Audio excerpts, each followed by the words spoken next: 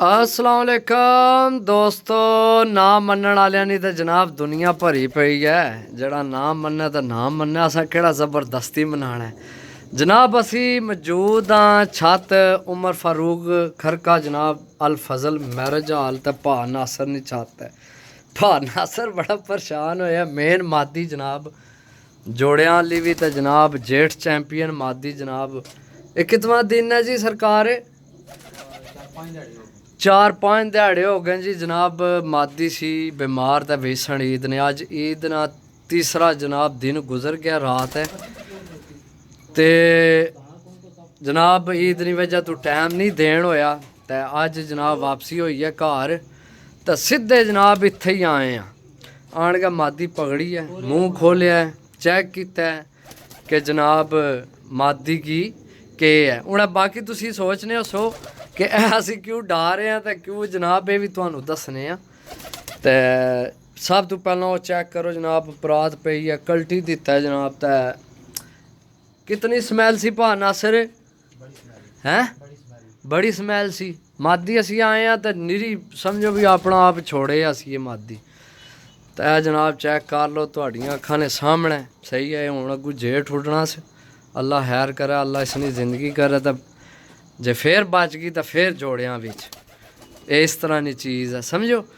तो बाकी दोस्तों देखो, अगर तुहाडे कोई कबूतर ज़ाया हो रहे ना, एक दो भरा अगे भी रबता किया जनाब, साढ़े कबूतर ज़ाया हो रहे हैं, तो यकीन करो तुहाडे कबूतरें कोई ना कोई मसला उसी इस वजह तो ज़ाया हो रहे।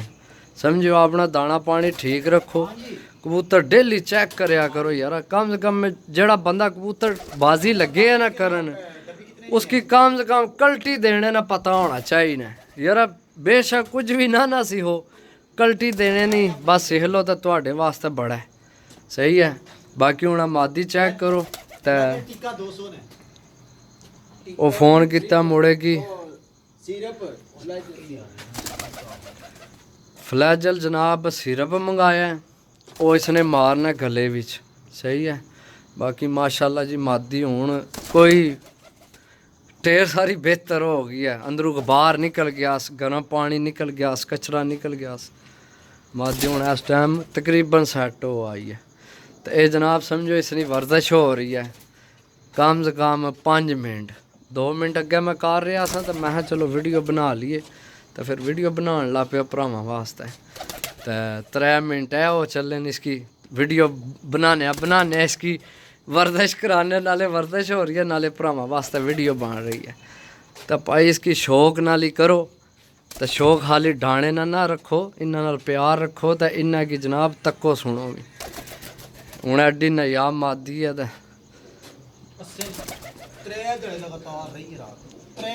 3 दिहाड़े जनाब बसू, यानी कि 40 टैंपरेचर इस वास्ते रात रुकने ने बराबर है इस मादी ने। तो बाकी इंशाल्लाह जनाब अल्लाह पाक खैर करे, इंशाल्लाह वापसी हो गई है। वीडियो लासा कबूतर आन सा, चुन के आन सा कबूतर, चुन के भरावां वास्ते। तो बाकी सही है, दुआवां याद रखे। ओके, अल्लाह हाफिज़।